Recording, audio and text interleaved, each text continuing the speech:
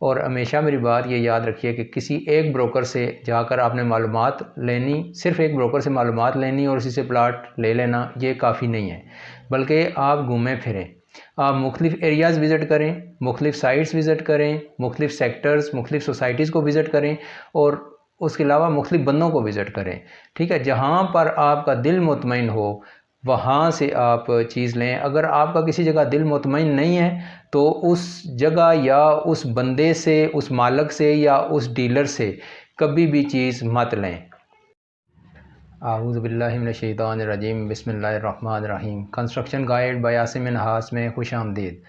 आज हम बात करेंगे कि आपने मकान बनाने का इरादा किया, उसके लिए आपको ज़रूरी है कि एक प्लाट आपके पास होना चाहिए या आप ख़रीदेंगे। तो प्लाट ख़रीदना और इरादा करना इसके दरमियान एक बड़ा ही ख़ास एक ये टाइम है कि आपका ये जो टाइम है, इस दौरान आपने जो फ़ैसला करना है वो आपको लाखों नहीं बल्कि करोड़ों का फ़ायदा भी दे सकता है। आने वाले वक्त में अगले 5 साल, 10 साल, 20 साल, 30 साल के अंदर आप देखेंगे कि आपको करोड़ों का फ़ायदा भी हो सकता है और कई लाख या कई करोड़ का नुकसान भी हो सकता है। तो प्लाट ख़रीदने से पहले बहुत ज़्यादा ज़रूरी है कि आप अच्छी तरह से तहकीक करके, घूम फिर के आप प्लाट लें। मसलन आप प्लाट लेने का इरादा करते हैं तो आपके पास यकीनन आपने एक डिसाइड कर लिया है कि मैंने इतने साइज़ का प्लाट मेरी ज़रूरत है मसलन 5 मरले, 4 मरले, 3 मरले, 10 मरले, 8 मरले, कनाल, 2 कनाल, 14 मरले, जितना भी एक आपने डिसाइड कर लिया। तकरीबन हर बंदे को एरिया के हिसाब से पता ही होता है कि फ़लाँ एरिया में क्या रेट चल रहा है। अगर नहीं पता, आप ज़मीन.com पे चले जाएं या OLX पे चले जाएं, वहाँ पे आप खोलेंगे जब वेबसाइट तो जो प्लाटों के रेट दिए हुए हैं ऑलमोस्ट सारे क्लियर होते हैं, लेकिन तकरीबन जो दिए होते हैं उनसे ना आप 5% 10% की लचक होती है उसमें। 10 से 15% अगर आप बारगेन करें तो डील बनाते वक्त जो है ना 10 से 15% जो रेट वहाँ पे दिए होंगे उससे लेस पे आपको मिल जाएगा ये। लेकिन ये OLX या ज़मीन.com का जो रेट है ये फ़ाइनल नहीं होता कि आपने बस देखा और उसी रेट पे चीज़ मिल गई। ठीक है, इसके लिए आपको ज़रूरी होता है कि आप किसी ब्रोकर के पास जाएं, उस एरिया के अंदर जो बंदे काम कर रहे हैं। और हमेशा मेरी बात ये याद रखिए कि किसी एक ब्रोकर से जाकर आपने मालूमात लेनी, सिर्फ़ एक ब्रोकर से मालूमात लेनी और उसी से प्लाट ले लेना ये काफ़ी नहीं है, बल्कि आप घूमें फिरें, आप मुख्तलिफ़ एरियाज़ विज़िट करें, मुख्तलिफ़ साइट्स विज़िट करें, मुख्तलिफ़ सेक्टर्स, मुख्तलिफ़ सोसाइटीज़ को विज़िट करें और उसके अलावा मुख्तलिफ़ बंदों को विज़िट करें।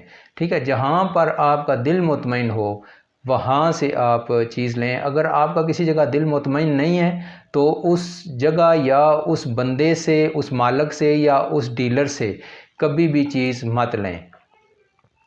ठीक है, सबसे पहले आप चले गए ब्रोकर के पास, वहाँ पर जाकर आपने मालूमात ली, वो आपको खुशामदीद करेगा। उसके बाद वो आपके सामने एक टेबल पर नक्शा रख देगा, उस सोसाइटी का जो मौजूदा नक्शा होगा उसके मुताबिक आपको समझाएगा कि ये फ़लाँ सेक्टर है, ये फ़लाँ सेक्टर, ये फ़लाँ सेक्टर, यहाँ पर फ़लाँ साइज़ के प्लाट हैं, फ़लाँ साइज़ के प्लाट हैं और इस लोकेशन में प्लाटों की इस सेक्टर के अंदर ये वैल्यू है। यहाँ पर स्ट्रीट या रोड्स जो हैं, अगर मेन रोड का प्लाट है तो मेन रोड का ये साइज़ है और यहाँ पे जो स्ट्रीट्स हैं उनका ये साइज़ है। तो आप लोकेशन को देखेंगे कि कौन सी लोकेशन जो है ना आपको सूट करती है, नक्शे पर आप देखेंगे।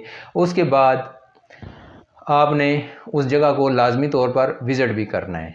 नक्शे पर चीज़ की असल हैसियत, जो मादी हैसियत, मौजूदा हैसियत होती है, जो मौके पर मौजूद जो पोजीशन होती है वो नक्शे पर नहीं पता चलती। नक्शा तो एक लेआउट होता है, ठीक है, क्योंकि जब आप मौके पे जाएंगे हो सकता है वहाँ पे उतराइयाँ चढ़ाइयाँ हों, ठीक है, कोई हाइट के प्लाट हों, कुछ डेप्थ के प्लाट हों, कुछ डिप्रेशन के हों, कुछ फिलिंग वाले प्लाट्स हों। तो इन सारी चीज़ों को देखना बहुत ज़रूरी है। प्लाट ख़रीदना बहुत ही टेक्निकल काम है, लेकिन अगर आप मेरी ये वीडियो शुरू से आखिर तक देखेंगे तो इंशाल्लाह मुझे पूरी उम्मीद है कि बहुत सारी आपके ज़हन में जो सवाल होंगे या मालूमात नहीं होंगी वो आपको मिल जाएंगी और इन मालूमात की मदद से आप आसानी के साथ प्लाट ख़रीद सकते हैं। उम्मीद है कि इंशाल्लाह आपके साथ कोई धोखा नहीं होगा और किसी किस्म का फिर बाद में आपको पछतावा नहीं होगा। इसलिए मेरी आपसे गुजारिश है कि मेरी वीडियो को शुरू से आखिर तक पूरा देखिएगा ताकि कोई चीज़ मिस ना हो, क्योंकि हर एक बात इसमें, हर एक पॉइंट बहुत ही इंपॉर्टेंट है जिसको मैं आज डिस्कस करने लगा हूँ। अभी जब आप डीलर के पास चले जाएंगे तो डीलर से आपने ये वहाँ के रेट्स के बारे में वो आपको बता देगा, नक्शा आपके सामने टेबल पे रखेगा और रेट्स के मुतालिक बता देगा, पिन पॉइंट करेगा कि यहाँ पे इस साइज़ के प्लाट हैं उनका ये रेट है, इस साइज़ के प्लाट हैं और उनका ये रेट है। उनसे जो आपने ये चीज़ें पूछनी है, देखना आपने ये है कि आपने सबसे पहले ये देखिए कि आपने ये जहन में रखिए कि कौन सा प्लाट आपने लेना है और कौन सा नहीं लेना। जो नहीं लेना उनके बारे में मैं आपको बताता हूँ कि आप ऐसा प्लाट बिल्कुल भी मत लीजिएगा जो कि उस जगह पे सोसाइटी ने बलडोज़र वगैरह लगाकर या ट्रैक्टर लगाकर वहाँ पे फिलिंग की हुई हो। ठीक है, आपने वो जगह लेनी है जो ठोस हो, जो जो है ना किसी किस्म की उसके अंदर मट्टी या कोई और इस तरह का रफ मटेरियल उन्होंने ना फेंका हुआ हो प्लाट की लेवलिंग के लिए, क्योंकि ऐसी जगह पे जब घर बनता है तो वो उसकी बुनियादें सही मजबूत नहीं बन पाती, क्योंकि नीचे मट्टी कच्ची होती है। आप जितनी मर्ज़ी बुनियादें मजबूत बनाएं, लेकिन क्योंकि नीचे जो लैंड है वो कच्ची है, उसकी वजह से प्लाट के क्रैक होने का ख़तरा है। उसके अलावा प्लाट जो है वो आपका जो मकान है उसका क्रैक होने का ख़तरा है। उसके अलावा आपका मकान हो सकता है कि किसी टाइम को पानी साइड से लगे या कोई ज़लज़ले के झटके आएँ या किसी किस्म का कोई मसला बने तो वो मकान आपका हो सकता है कि वो उससे जिस प्लाट पे जो आप ख़रीद कर मकान बनाएंगे वो टेढ़ा हो जाए। और कई दफ़ा ऐसा भी हुआ है कि फिलिंग वाली जगह पर जिन लोगों ने मकान बनाए हैं उनके प्लाट जो है ना नुक्सदार थे, तो वहाँ पे जो मकान बने वो उनमें क्रैक्स भी आए और कई प्लाट जो है मकान हैं वो बिल्कुल टेढ़े यूँ हो गए, इस तरह बिल्कुल झुक गए एक साइड पे। तो ये जो पॉइंट है ना ये बहुत इंपॉर्टेंट है, इस पर आपने कोई कंप्रोमाइज़ नहीं करना। अब आपको कैसे पता चलेगा कि ये जगह फिलिंग वाली है या नहीं है? सबसे पहले तो आपका जो ब्रोकर है उसकी ज़िम्मेदारी बनती है। आप उसके पास जब जाएंगे तो उससे पूछिएगा कि ये प्लाट फिलिंग वाला तो नहीं है, या किस जगह फिलिंग हुई है सोसाइटी में और किस जगह पे वहाँ की लैंड प्लेन है। ठीक है, और जो फिलिंग वाली जगह होगी ना वहाँ पे रेट कुछ थोड़ा कम होगा, और जो प्लेन जगह होगी, ठोस जगह होगी, वहाँ पे रेट बहुत तेज़ होगा। तो इसकी ये पहचान भी है। और दूसरा, आप दाएं बाएं जब जाएंगे वहाँ पे अगर वो मकान बन रहे हैं या थोड़ा नज़दीक बन रहे हैं या दूर बन रहे हैं, वहाँ पे जाके मिस्त्रियों से, मज़दूरों से या मालकान जो मकान बनवा रहे हों उनसे मिल के वहाँ पर मालूमात ले लें कि यहाँ पे प्लाटों की हैसियत क्या है, क्या ये प्लाट फिलिंग वाले हैं या ठोस मट्टी है यहाँ पे। तो उन लोगों से भी जो ऑलरेडी सोसाइटी में काम कर रहे होते हैं, मिसाल के तौर पर मिस्त्री, मज़दूर या ठेकेदार वगैरह, उनसे आपको मालूमात मिल जाएंगी। तो वो बता देंगे आपको कि यहाँ पे प्लाट किस जगह फिलिंग वाले हैं और किस जगह यहाँ की ज़मीन ठोस है। फिलिंग वाली जगह आपने बिल्कुल भी प्लाट नहीं लेना। दूसरे नंबर पे आ जाता है अगर वहाँ पे आपके नज़दीक ये चीज़ आपको जो फिलिंग वाली है ये तो मौके पे जाकर पता चलेगी, लेकिन जो दूसरा पॉइंट है वो आपको नक्शे पे ही पता चल जाएगा। आपने ग्रेवयार्ड देखना है, कब्रिस्तान किस जगह पे है, वो आपके प्लाट के बिल्कुल नज़दीक ना हो। ठीक है, दूसरा, प्लाट आपने बिल्कुल स्ट्रीटों में पीछे करके नहीं ले लेना, बल्कि मेन रोड के जितना नज़दीक रहें, मेन रोड और दूसरा मेन गेट से, मेन एंट्रेंस से जितना नज़दीक रहेंगे वो उसका आपको इंशाल्लाह आने वाले वक्त में बहुत ज़्यादा फ़ायदा होगा। क्योंकि ये जो मेन गेट की एंट्रेंस या मेन रोड की के करीब के प्लाट होते हैं, इनकी जो कीमतें हैं वो बहुत तेज़ी से बढ़ती हैं।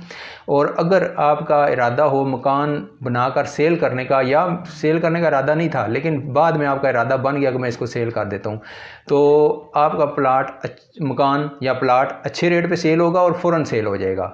अगर वो किसी ऐसी जगह पे हुआ कि बहुत पीछे करके हुआ या कब्रिस्तान नज़दीक है, तो वो फिर इतनी आसानी से सेल नहीं होगा। जितने भी अगर इसमें फ़ॉल्ट्स आएंगे, अभी मैं मज़ीद और फ़ॉल्ट्स बताता हूँ आपको। इसके अलावा एक पॉइंट ये है कि आपने जो पानी की टैंकी होती है सोसाइटी की, अक्सर देखा होगा आपने, वो बनाई होती है उन्होंने एक बड़ा सा पिलर दे के ठोस कंक्रीट का, उसके अंदर सरिया और अच्छा डाल के ऊपर हाइट पे टैंकी होती है, जिससे सोसाइटी के तमाम घरों को जो है ना वो पानी आ रहा होता है। तो उसके नज़दीक आपने अपना प्लाट या मकान नहीं ख़रीदना। अभी हम प्लाट की बात कर रहे हैं, मकान की बात नहीं कर रहे। तो प्लाट आपने वहाँ पे नहीं लेना। क्योंकि अगर ये जो टैंकी है ना, इससे लोग आमतौर से इस तरह ऊपर देखेंगे तो थोड़ा डर कर खाते हैं कि यार ये किसी टाइम गिर ना जाए।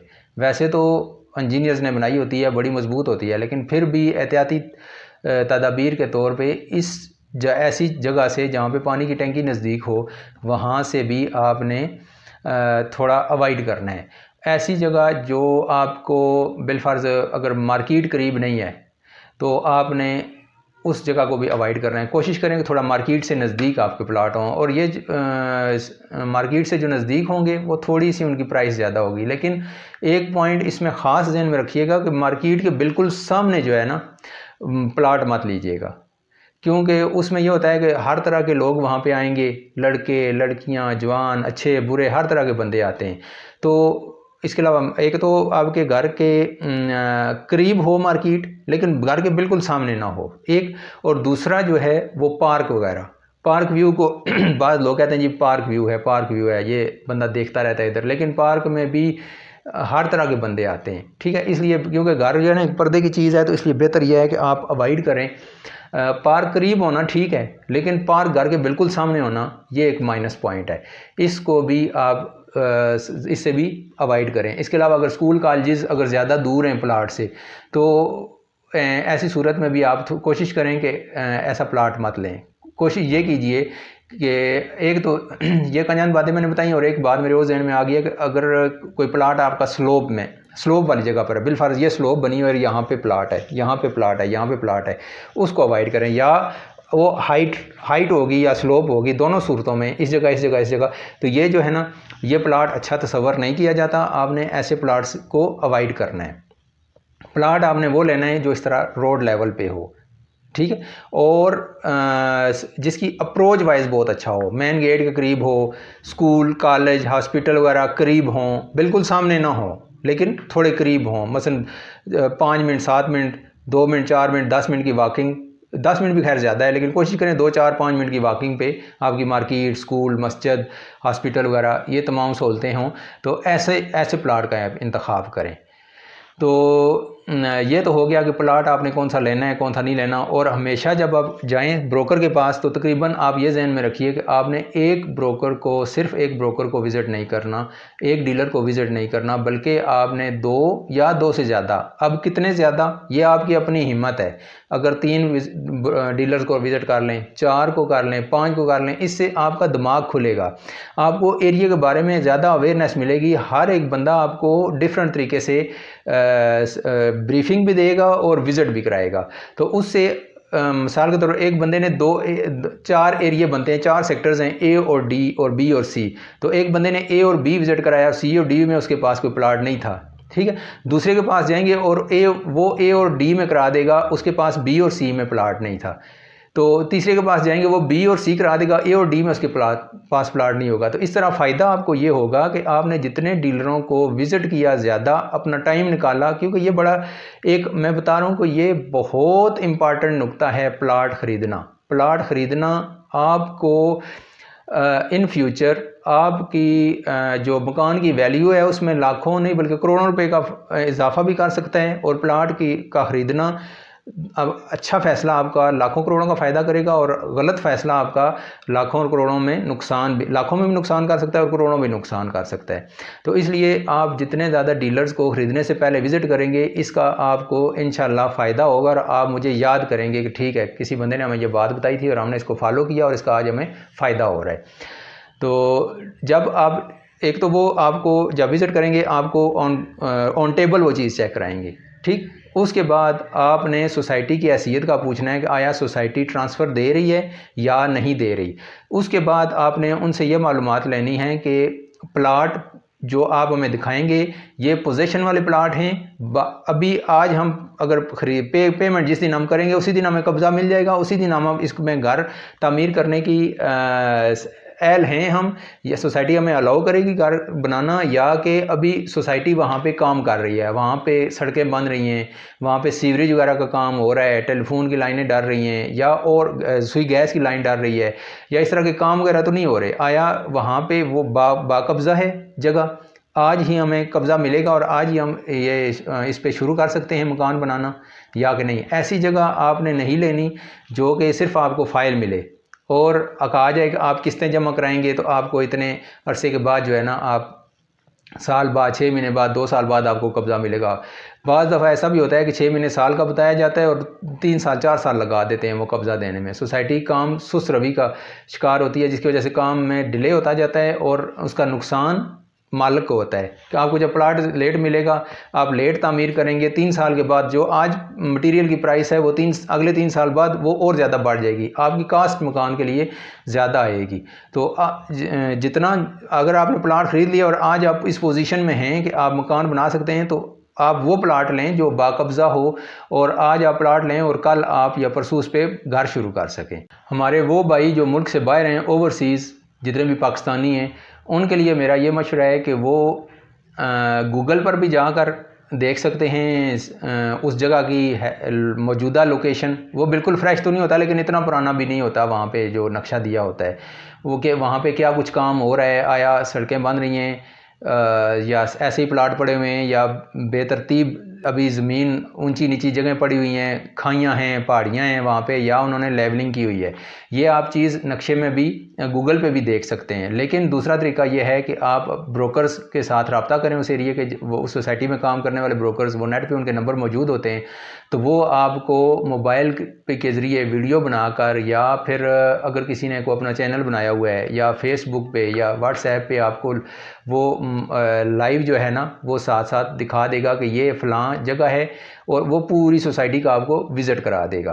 तो इससे आपको बैरून मुल्क बैठे ही आपको वहाँ की जो सोसाइटी का मौजूदा स्टेटस है उसका पता चल जाएगा। बाकी जो मालूमात होंगी वो तो फ़ोन पे आपको बता देगा, लेकिन लोकेशन जो है वो आपको मौके पर वो चेक करा देगा कि आया यहाँ पे जगह प्लेन है, खाई है, फिलिंग वाली है, स्लोप है, कब्रिस्तान कितना दूर है इससे, या हॉस्पिटल वगैरह करीब हैं, मस्जिद करीब है या नहीं है, उसके अलावा स्कूल्स, कॉलेजेस वगैरह, मार्केट, ये कितने इससे दूर हैं। वो तमाम चीज़ें आपको मौके पर भी, अगर वहाँ पे डेवलप सोसाइटी है, कुछ मकान बन रहे हैं, बने हुए हैं, तो वो यकीनन कुछ मार्केटें वगैरह, मस्जिद वगैरह, हर चीज़ ये शुरू में बनना शुरू हो जाती हैं, तो वो भी चीज़ें आपको मौके पर चेक करा देगा।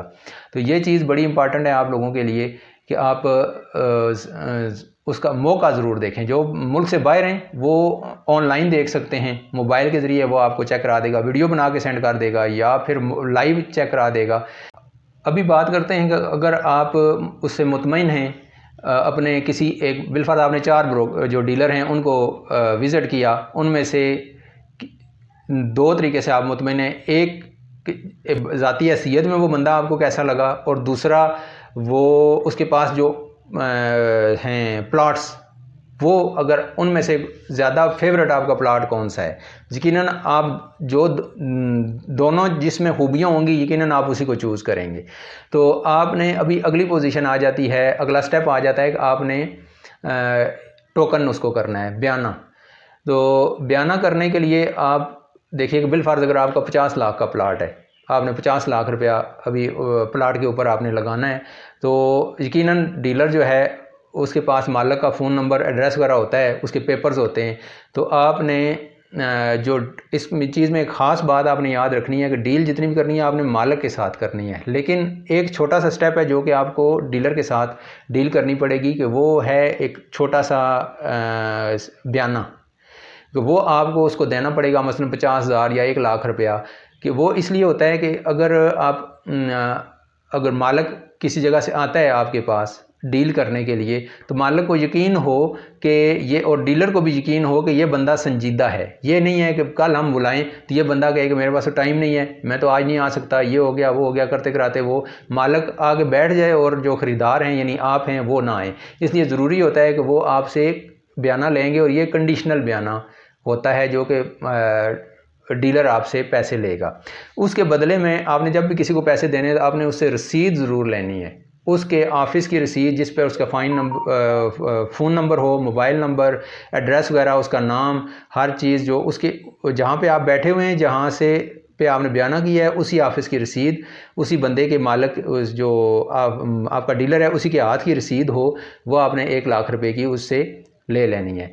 अभी ये जो है बयाना है कंडीशनल है, बयाने भी टोकन ये कंडीशनल है। दो किस्म के टोकन होते हैं, एक है कंडीशनल टोकन और एक है कन्फर्म टोकन। कंडीशनल टोकन वो है जो कि आप भी आएंगे, मालिक भी आएगा, जो दिन आपका तय होगा, कल परसों तरसों जो भी, अगर आप दोनों की डील हो गई, बिलफर्ज उसकी डिमांड है 55 लाख रुपए, ठीक है, आपने उसको बोला है 45 लाख में मैं प्लाट लेता हूँ। अब डीलर का काम है वो आपकी डील जहाँ पे कराएगा, बिलफर्ज आपकी 50 लाख में डील हो जाती है, तो ठीक है, फिर आप जो बयाना होगा वो करेंगे और वो आपने स्टाम्प पे करना है, और वो होता है जो स्टाम्प पे बयाना करेंगे वो होगा कन्फर्म बयाना। ठीक है, ये कंडीशनल बयाना था, यानी आर्जी, कि अगर डील बन गई तो मज़ीद पैसे और डालकर बयाना कर दिया जाएगा। मसलन 5 लाख रुपए आप, अगर वो कहता है कि मुझे बयाना कीजिए, तो आप जो है ना 1 लाख रुपए आपने कंडीशनल किया हुआ है, तो वो कंडीशनल कैंसिल हो जाएगा और आपका 4 लाख रुपए आप और देंगे और स्टाम्प पे आपका 5 लाख रुपए का बयाना हो जाएगा। तो अगर बिल फर्ज डील नहीं होती तो वो कंडीशनल बयाना आपको ऑन स्पॉट ही डीलर वापस कर देगा कि बिल फर्ज आप 46 या 47 पे डट जाते हैं कि मैं इतने, इससे ऊपर मैं नहीं दूंगा, और वो कहता है कि मैं 55 के बजाय 53, 52, 53 से नीचे मैं नहीं देता, तो काफ़ी ज़्यादा 4-5 लाख रुपए का डिफरेंस है, यकीनन आपकी बात फिर उसके साथ बनेगी नहीं।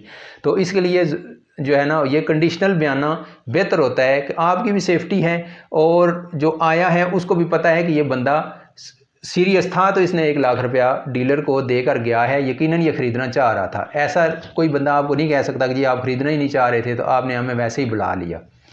तो अभी देखिए कि कंडीशनल बयाना वो है जो आपको समझना ज़रूरी है कि कंडीशनल बयाना वो है जो कि आपने टेम्परेरी तौर पर डीलर के हवाले किया है, उसकी रसीद ली है कि अगर हमारी डील बन गई तो हम मज़ीद बयाना करके कन्फर्म बयाना कर देंगे, नहीं तो ये एक टोकन मनी के तौर पे आपके पास है, अगर बात ना बनी तो हम आपसे वापस ले लेंगे। अभी अगर नहीं बनी बात तो आपने बयान और उसे कंडीशनल टोकन वापस ले लिया, अपनी जो रसीद थी उसको वापस कर दी। अभी अगर बात बन गई है तो आपने पक्के स्टाम्प पर उसके साथ स्टाम्प करना है। और एक चीज़ का खास ध्यान रखें, कोशिश कीजिए कि क्योंकि एक बड़ी अमाउंट होती है 50 लाख रुपए का जो पेमेंट किसी को करनी, तो आपने 5 लाख रुपए अगर बयाना कर रहे हैं तो इस बयाने के लिए जो है ना, इस सारे स्टाम्प के लिए आप किसी लीगल एडवाइज़र के साथ रब्ता कर लें। तो वो इसके लिए अगर उनका 10,000, 15,000, 20,000, 25,000, 30,000 रुपये अगर आपका मज़ीद लगता है तो कोई इतनी बड़ी बात नहीं है। इसकी वजह से आप बहुत ज़्यादा सिक्योर रहेंगे। वो ऐसे कानूनी नुक्ते लिखेगा जिसकी वजह से मालिक जो बेचने वाला है वो इस चीज़ से इनकार नहीं कर सकेगा कि मैंने बयाना नहीं लिया या मैंने इतना लिया, ये मेरी बात हुई थी, ये नहीं हुई थी, ये बात हमारी ज़बानी हुई थी, ये वाली तहरीरी हुई थी। वो आपस में एक झगड़ा सा बन जाता है, खिचड़ी बन जाती है। तो क्योंकि जो लीगल एडवाइज़र होते हैं, वो जो वकील बरादरान होते हैं, वो इस काम के एक्सपर्ट होते हैं कि उन्हें पता होता है कि हमने कौन कौन से पॉइंट्स जो है वो स्टाम्प पर लिखने हैं, जिसकी वजह से जो हमारा क्लाइंट है, क्योंकि आपकी तरफ से वो लीगल एडवाइज़र होगा तो वो आपकी फेवर में तमाम पॉइंट्स लिखेगा और उन पर दोनों पार्टियों के साइन होंगे और गवाहान के भी साइन होंगे, जिसकी वजह से आप बहुत ज़्यादा सिक्योर रहेंगे। अगरचे आपके इसमें 20-30 हज़ार रुपया खर्च हो सकता है, लेकिन ये 20-30 हज़ार रुपया क्योंकि आप एक बड़ी अमाउंट उनके हवाले करेंगे, तो इसके लिए ज़रूरी है कि आने वाले वक्त में जब प्लाट आप ले भी लें तो तब भी आपके लिए किसी किस्म की कोई परेशानी का सबब ना हो। तो इसलिए आपने लीगल एडवाइज़र को खसूसी तौर से उसको जहन में रखना है कि आपने उसको लाजमी जो है ना हायर करना है, ताकि आपकी जो बाकी मानदा अमाउंट है जो रहती है आपने देनी है, और देने के बाद भी आप अपने आप को सिक्योर महसूस करें। टोकन करने के बाद आपने एक चीज़ का ख़ास ध्यान रखना है कि आपने जो पेपर्स हैं जो मालिक के, एक तो आपने डील जो है वो डायरेक्ट मालिक के साथ करनी है, कभी डीलर के साथ या मालिक के किसी रिश्तेदार के साथ, मालिक के बेटे के साथ, मालिक के भाई के साथ, मालिक के वालिद के साथ आपने कभी भी डील नहीं करनी। स्टाम्प जो करना है, टोकन मनी तो आप दे देंगे, वो जो है कंडीशनल, लेकिन जब बयाना करना है 5 लाख रुपए जब देने हैं तो वो प्रॉपर आपने मालिक के साथ करने हैं। जिसके नाम पर प्लाट है उसके नाम उसके साथ आपने बयाना करना है। उसके लिए आपने उसका शनाख्ती कार्ड देखना है, शनाख्ती कार्ड नंबर देखना है, जो आपका अलॉटमेंट लेटर है उस पे उसका नाम देखना है, उस वहाँ पे उसकी पूरी डिटेल देखनी है कि शनाख्ती कार्ड के मुताबिक ये तमाम चीज़ें मैच कर रही हैं या नहीं कर रही। और बयाना करने के बाद आपने सोसाइटी में जाकर ये तमाम पेपर जो उसका अलॉटमेंट लेटर है वो कन्फर्म करना है कि आया ये प्लाट इसी बंदे के नाम है या सोसाइटी ने कहीं किसी और के नाम ट्रांसफ़र तो नहीं किया हुआ। ये चीज़ आपने चेक करनी है। उसके अलावा ये भी चेक करना है सोसाइटी में उसी वक्त आपने कि ये प्लाट काबिल ट्रांसफ़र है, मैं ख़रीदना चाह रहा हूँ, तो क्या ये मेरे नाम पे ट्रांसफ़र होगा। आया इस बंदे ने किसी जगह किसी बैंक से कोई कर्ज़ वगैरह तो नहीं लिया हुआ जिसके बदले में इसकी जो ये रजिस्ट्री या ये अलॉटमेंट लेटर है ये रहन पड़ा हुआ है सोसाइटी के पास, सोसाइटी को अलाउ नहीं है ट्रांसफ़र करना कानूनी तौर पे।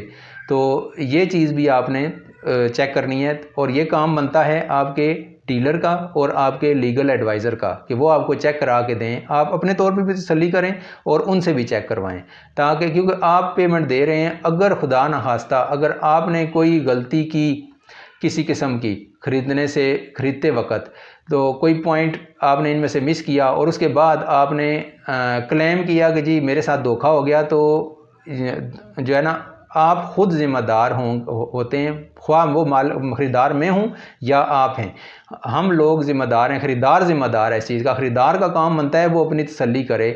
अगर डीलर आपको कन्फर्म करवा के दे रहा है तो वो ठीक है, लेकिन आप अपने तौर पे भी सोसाइटी में जाएं, उनके ऑफिस में जाएं और वहाँ पे जाकर उनको पेपर दिखाएं और कहें कि मुझे इसके बारे में बताएं कि ये प्लाट फलां इसी बंदे के नाम है और यह क्या ट्रांसफ़र हो सकता है, इसमें किसी किस्म का कोई लेन देन या रैन वगैरह तो नहीं इन्होंने रखा हुआ किसी बैंक से या किसी और इदारे से, इन्होंने कोई कर्ज़ वगैरह तो इस प्लाट के ऊपर तो नहीं लिया हुआ कि ये ऐसा ना हो कि वो उन्होंने प्लाज किया हुआ हो और जब मैं ट्रांसफ़र के लिए आऊँ तो पता चले कि ये तो ट्रांसफ़र नहीं हो सकता। अभी आपने डील सिर्फ मालिक के साथ ही करनी है, ठीक है, किसी और उसके रिश्तेदार भाई बेटे अजीज़ के साथ बीवी के साथ बिल्कुल डील नहीं करनी। सिर्फ उस बंदे के साथ जिसके नाम आपके पास वो जो पेपर हैं जिसके नाम पे हैं उस प्लाट के पेपर, उसी के साथ आपने डील करनी है। उसके अलावा किसी और के साथ नहीं करनी। अगर किसी और के साथ करेंगे तो उसकी कोई कानूनी हैसियत नहीं होगी। पेमेंट आपने करनी है वो थ्रू बैंक करनी है। पे आर्डर करें, बैंक ड्राफ्ट के थ्रू करें, चेक के थ्रू करें। चेक वैसे ज़्यादातर लोग लेते नहीं हैं, पे आर्डर वगैरह ही लेते हैं। तो इसके थ्रू आपने पेमेंट करनी है। आपने कभी भी कैश पेमेंट ना उठा कर लेके जानी है और ना ही उनके हवाले करनी है, क्योंकि आपके पास कोई कानूनी सबूत नहीं होगा। अगर कोई बंदा इनकार कर देता है कि जी इस बंदे ने तो मुझे पैसे दिए ही नहीं हैं, तो आप कभी भी इस चीज़ के कानूनी हैसियत आपकी कुछ भी नहीं होगी क्लेम करने की कि आपके पास, क्योंकि कोई सबूत नहीं होगा। इसलिए जब भी आपने पेमेंट करनी है तो थ्रू बैंक करनी। आपके जितने भी पुराने जितने भी वाजिबात होंगे वो आपका जो पुराना मालिक जो आपको प्लाट बेच रहा है वो तमाम क्लियर करके देगा, वो तमाम की अदायगी करेगा और सोसाइटी के अंदर या जो भी मुतलका इदारा है वहाँ पे क्लियर करके तो फिर आपके हवाले वो प्लाट ट्रांसफ़र होगा। तो उसमें ऑल ड्यूज़ क्लियर आपने चेक करवाना है कि ऑल ड्यूज़ क्लियर होना चाहिए, या अगर बयाने के टाइम क्लियर नहीं है तो कम से कम ट्रांसफ़र के टाइम जो है वो जब आप उसको पेमेंट करेंगे उससे पहले जब आपसे वो बयाना लेगा तो अगर उसके पास पेमेंट नहीं है तो वो उस बयाने के पैसों से तमाम अपने वाजिबात अदा करेगा और आपको ऑल ड्यूज़ क्लियर प्लाट आपके नाम ट्रांसफ़र करेगा। यानी ज़ीरो लेन देन होगा जिस दिन आप वहाँ उससे प्लाट ख़रीदेंगे। तो उसके बाद के तमाम वाजिबात जिस दिन से आपके नाम ट्रांसफ़र हो जाएगा उस दिन से लेकर आगे तक के तमाम वाजिबात आपके ज़िम्मे होंगे। इसके अलावा जो डीलर हज़रात हैं उनका जो कमीशन है यहाँ पे ये बताना भी ज़रूरी है, क्योंकि प्लाट से मुतल्लिका, लोकेशन से मुतल्लिका, ख़रीदो फ़रोख्त से मुतल्लिका बात हो रही है। तो ये भी बड़ा एक आम पॉइंट होता है कि ज़्यादातर जो डीलर हैं वो 1% या कुछ हैं 2% भी डिमांड करते हैं, कुछ ज़्यादातर 1% ले रहे हैं, जबकि कुछ डीलर जो हैं वो आधे % पर भी काम करते हैं। मसलन आपने 50 लाख का ये प्लाट है जो आप ख़रीद रहे हैं, तो 1% इसका बन जाएगा 50,000 रुपये, 2% बनेगा 1 लाख रुपया और आधा % बनेगा 25,000 रुपया। तो ये आपसे वो कमीशन आपसे वसूल करेंगे, इसकी आपको रसीद देंगे और इसकी ये जो एग्रीमेंट के अंदर जब आप स्टाम्प लिखेंगे मालिक के साथ तो इसमें ये चीज़ मेंशन करनी है कि आप किस डीलर के थ्रू ये प्लाट ले रहे हैं और उसका कितना कमीशन है इसमें। उसकी परसेंटेज भी लिख लें और साथ उन पैसों का टोटल अमाउंट भी लिख लें, जिसमें साथ लिख देंगे जिसका निस्फ इतना होता है, ताकि वो चीज़ क्लियर हो जाए, किसी ना आपके शक शुबे में हो, ना ही ख़रीदार जो है मालिक है उसके जो फ़रोख्त कुनंदा है उसको भी क्लियर पता हो, और उसका भी जो है वो दोनों, क्योंकि दोनों बंदों ने कमीशन देना है, मालिक ने भी देना है और फ़रोख्त कुनंदा ने भी और ख़रीदार ने भी, तो दोनों का वहाँ पे मेंशन होना चाहिए कि इन्होंने कितना कितना कमीशन देना है। परसेंटेज में भी लिख दीजिए कि इतने परसेंट, जिस जो कि डील इतने में हुई है तो इसका जो अमाउंट है वो इतनी बनती है कमीशन की। तो ये चीज़ ख़ास तौर से आपने ज़हन में रखनी है, क्योंकि ये बाद में आम तौर से ना मसाइल पैदा होते हैं कि पहले क्लियर नहीं होता, तो बाद में वो कहते हैं कि जी हम तो 2% लेंगे, 1.5% लेंगे। तो जितना भी आपने उनके साथ तय करना है वो स्टाम्प पर अच्छे तरीके से आपने उसको मेंशन कर लेना है, और ये आपका जो लीगल एडवाइज़र है ये उसके ज़िम्मे ये काम बनता है। और लीगल एडवाइज़र का मकसद ही यही है कि वो कोई पॉइंट इंशाल्लाह फिर रहने नहीं देगा, और कोशिश करें थोड़ा अच्छे तजर्बाकार लीगल एडवाइज़र जो है वो आप चूज़ करें। कोई अनाड़ी या नया जो बंदा है जो फील्ड में नया है उससे थोड़े अवॉइड कीजिएगा, क्योंकि जो तजर्बाकार लोग होते हैं वो काम को समझते हैं और परेशानी का असबाब नहीं बनते। ये जो मेरी वीडियो है आज की, ये प्लाट ख़रीदने से मुतल्लक थी कि प्लाट ख़रीदने से पहले आपने किन किन बातों का ख्याल रखना है प्लाट ख़रीदने तक। तो यानी जब आपने इरादा किया प्लाट लेने का और उसके बाद जब आपने प्लाट ले लिया, इनके दरमियान का ये जो सफ़र था ये आज हमने तय किया है। तो इसका जो मैंने थंबनेल बनाया है, जो टाइटल है मेरा, वो है ख़बरदार होशियार। अभी इस सिलसिले में क्योंकि ये एक थोड़ा लेंथी टॉपिक है, तो मैं एक वीडियो के अंदर, ये भी मेरी वीडियो थोड़ी बड़ी हो गई है, तो एक वीडियो के अंदर इसको कवर नहीं किया जा सकता। तो इंशाल्लाह आने वाले वक्त में अभी मैं 2 से 3 या 4 वीडियोज़ मेरी और होंगी जो कि ख़बरदार होशियार के नाम से ही होंगी, लेकिन उसमें अव्वल दोम सोयम चारम के नाम से टाइटल दिया होगा कि ये अव्वल वीडियो है, ये दोयम है, ये सोयम है, ये चारम है। कि अगर कोई अभी मैं नेक्स्ट जो बनाऊँगा वो उसमें होगा कि कोई वीडियो जो मेरी बनेगी वो ये होगा कि अगर आपने किसी सोसाइटी के अलावा अगर कहीं पे प्लाट ले लिया, एक नॉर्मल एरिया में, मिसाल कंटोन बोर्ड के एरिया में या किसी देहाती इलाके में प्लाट ले लिया है, तो उसका क्या प्रोसीजर है, उसका थोड़ा सा तरीक़ाकार डिफरेंट है। सोसाइटीज़ का तरीका थोड़ा मुख्तलिफ होता है, और जो है ना आपका जो बाकी दही इलाके हैं या जो कंटोन बोर्ड का इलाका है या शहरी इलाका है, जो पुरानी आबादियाँ हैं, उनका तरीक़ाकार थोड़ा मुख्तलिफ होता है, उनकी ट्रांसफ़र के लिए ऑफिस भी मुख्तलिफ हैं। तो इस तरह सोसाइटी के ऑफिस में जाके ट्रांसफ़र नहीं होता, बल्कि उनके लिए तहसील या कचहरी या पटवारी के पास जाना पड़ता है। तो इसलिए उसके मुतल्लिक़ भी मैं आपको इंशाल्लाह 1 बाय 1 वीडियो बनाकर पूरा ब्रीफिंग करूँगा कि उसके लिए आपको किन किन बातों का ख्याल रखना है, किन किन चीज़ों की आपको उस वक़्त देखने की ज़रूरत पड़ेगी, कौन कौन से पेपर्स हैं जो आपने लाजमी चेक करने हैं। तो इसलिए आपसे गुजारिश है कि अगर आपको मेरी ये वीडियो अच्छी लगी है तो बराए करम मेरी इस वीडियो को लाइक कर दीजिएगा, और इस वीडियो को अपने दोस्तों के साथ ज़्यादा से ज़्यादा शेयर कीजिए ताकि ये मालूमात उन तक भी पहुँचें। और मेरी हौसला अफजाई के लिए काइंडली मेरे इस चैनल को सब्सक्राइब कर दीजिएगा और घंटी के बटन पर भी क्लिक कर दीजिएगा ताकि मेरी आने वाली हर वीडियो का नोटिफिकेशन आपको बर वक्त मौसूल हो। कमेंट सेक्शन के अंदर अपनी कीमती आरा से हमें ज़रूर आगाह कीजिए ताकि हमारी इस्लाह हो और आने वाले वक्त में हम बेहतर और अच्छी और मालूमाती वीडियोस आपके लिए बनाकर आपकी खिदमत में पेश कर सकें। तो अभी तक के लिए इतना ही। आसम नाज को इजाज़त दीजिए। इंशाल्लाह अगली वीडियो में आपसे फिर मुलाकात होगी। अल्लाह हाफ़िज़।